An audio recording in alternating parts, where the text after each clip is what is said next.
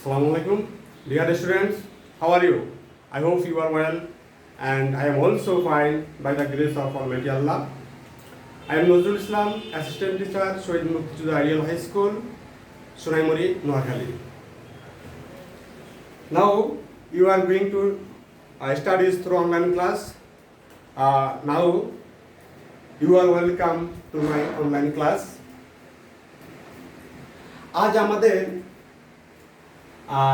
Lesson 2 tag question.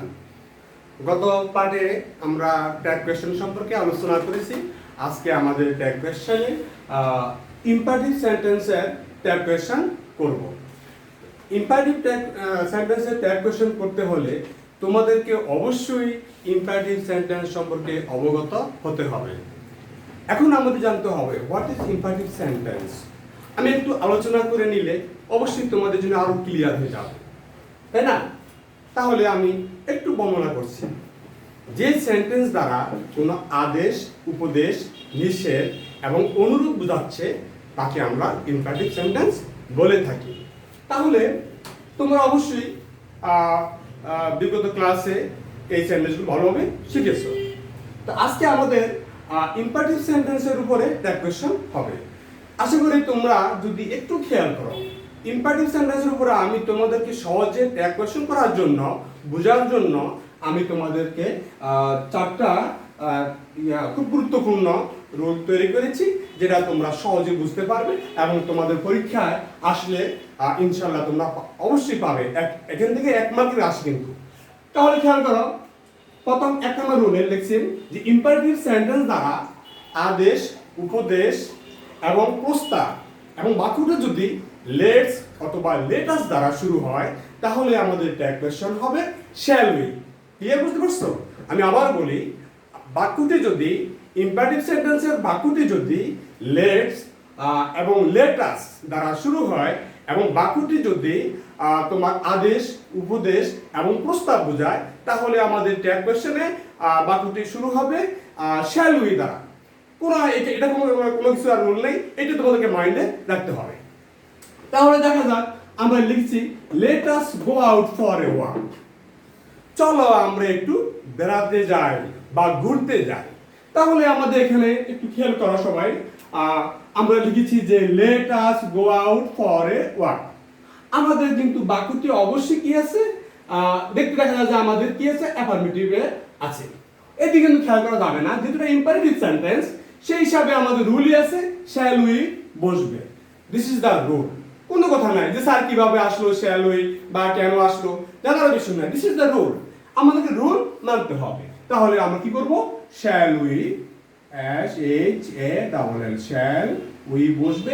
এবং তোমরা বিগত ক্লাসে অবশ্যই জেনেছো যে লাস্টে আমাদের দিতে হবে নট অফ ইন্ডোশন দিতে হবে, এটা কিন্তু মাথায় রাখতে হবে। এরপর আসো লেটস টক টু হিম। চলো তার সাথে কথা বলি। তাহলে কিন্তু প্রথমটা কিন্তু প্রস্তাব বোঝাচ্ছে, ঠিক আছে? এবার উপদেশ বা আদেশ বলা যায়, তাহলে আমরা কি দিব, শ্যাল উই বসবে।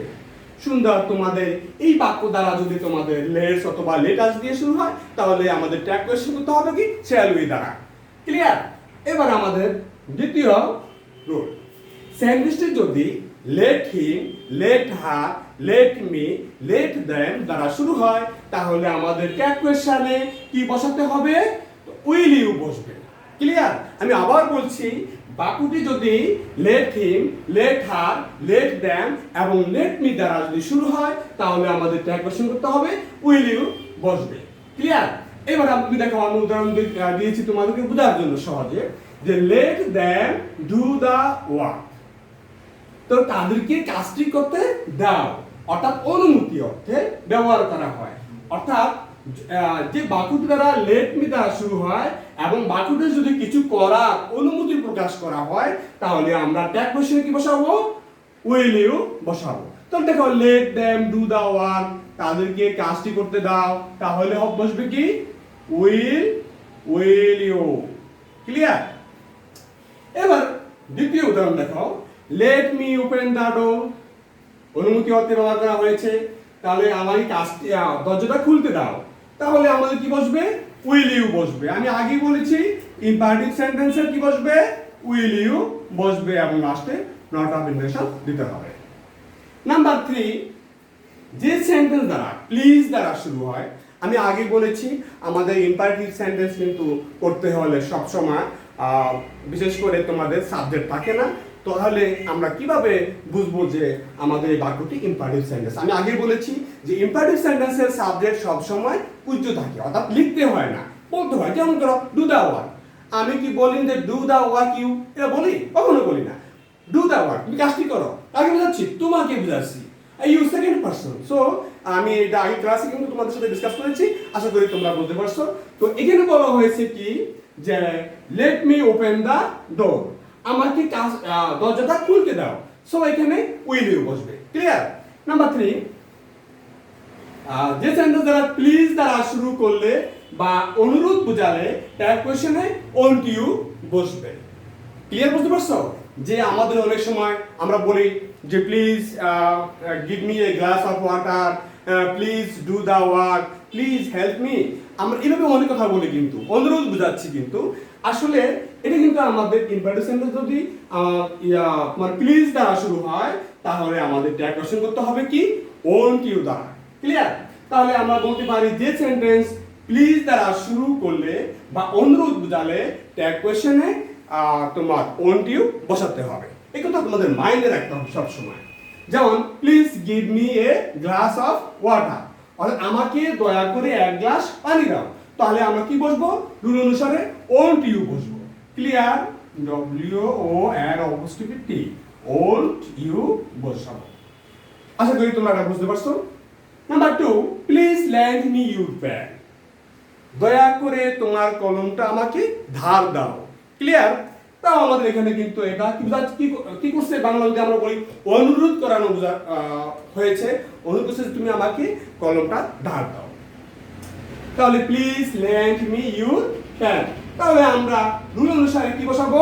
ওন্ট ইউ বসাবো। ওন্ট ইউ, এবং লাস্টে পড়াশোনা বোঝাও নট অফ ইন্টারেকশন কিন্তু দিতেই হবে, এটা তোমাদের মাথায় রাখতে হবে। এবার আসো সর্বশেষ আমাদের ইম্পারেটিভ সেন্টেন্সের যে টপিকটা সহজে কিন্তু আসে। আমি বলেছি যে ইম্পারেটিভ সেন্টেন্সটি যদি ডু নট দ্বারা শুরু হয়, তাহলে আমরা কি বসাবো?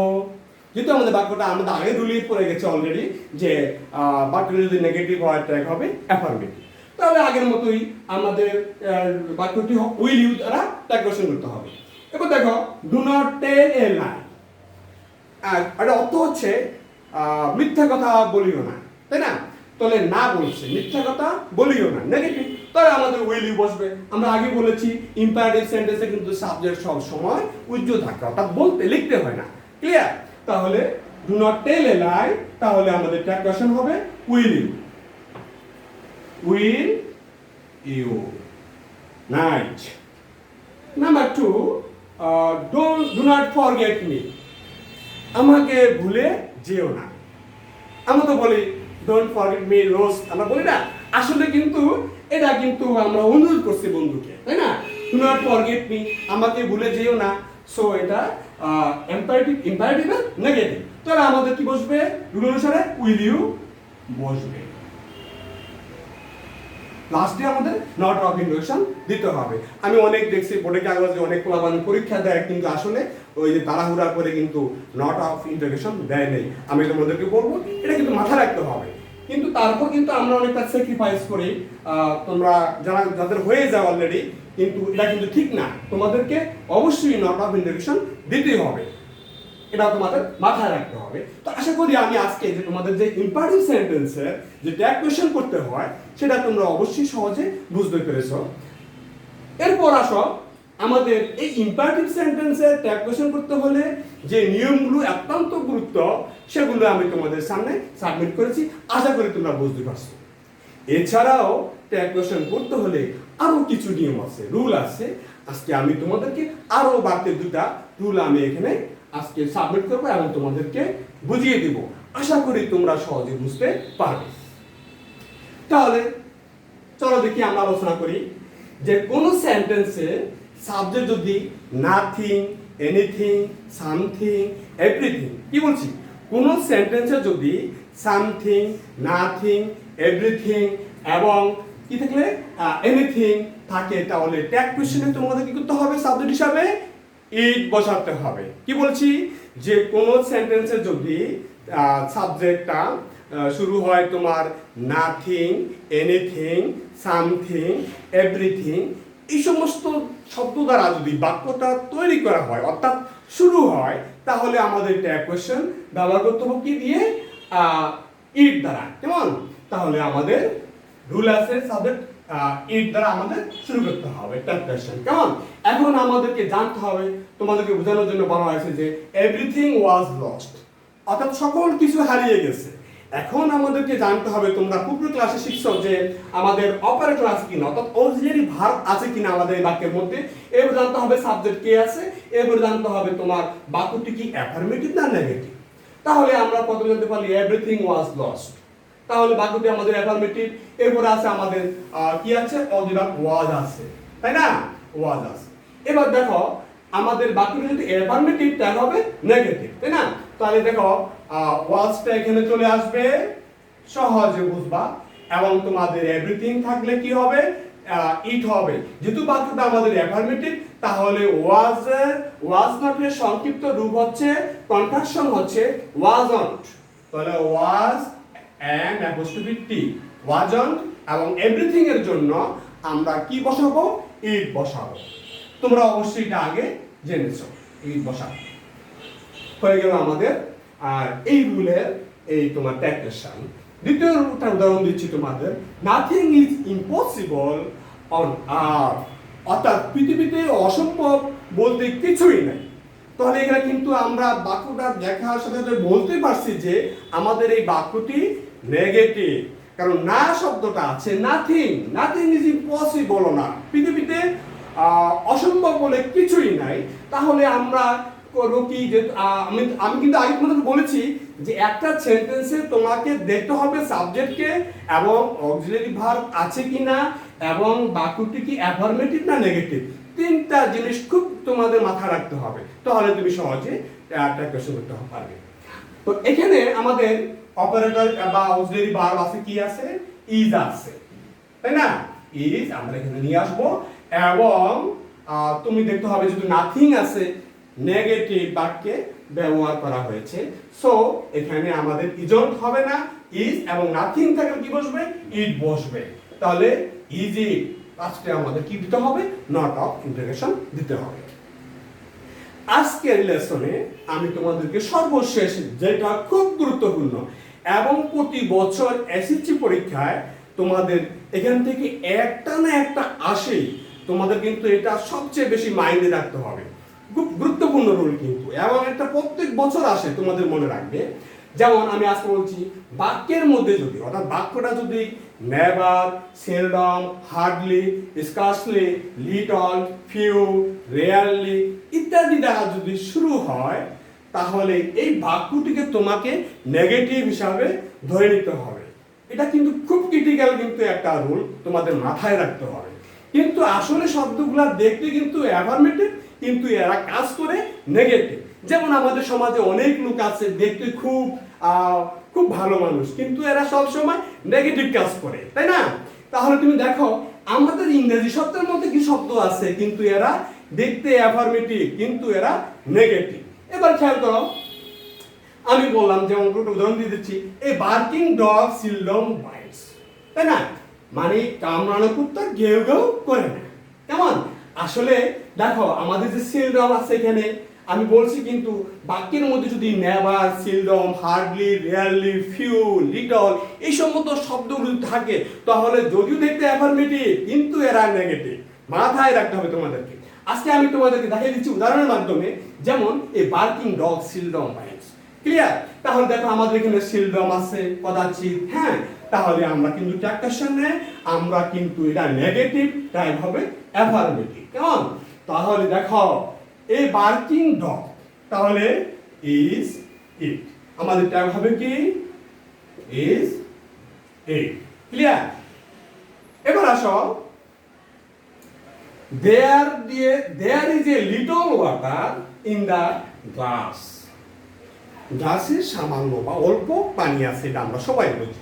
পিউ, তাহলে আমাদের এখানে লিটল আছে, যে আমাদের রুলের ভিতরে লিটল আছে, এই যে লিটল, এই যে লিটল আছে, এই লিটল থাকার কারণে বাক্যটা আমাদের দেখতে অ্যাফার্মেটিভ কিন্তু বাক্যটি নেগেটিভ মনে করতে হবে। তো সেই হিসাবে আমাদের ট্যাগ হবে অ্যাফার্মেটিভ। তাহলে আমরা কি করব, অপারেটর আমাদের অক্সিলারি ভার্ব হিসাবে ইজ আছে, তাহলে আমাদের ইজ এখানে চলে আসবে। এবং আমাদের সাবজেক্ট আছে দেয়ার। হ্যাঁ, এখানে কিন্তু একটা গুরুত্বপূর্ণ বিষয় চলে আসছে, যেহেতু বাক্যের মধ্যে সাবজেক্টটা দেয়ার আছে, তাহলে ট্যাগ কোশ্চেনও দেয়ার বসে যাবে, এর কথা মাথায় রাখতে হবে। তাহলে ইজ দেয়ার, কেমন, ইজ দেয়ার।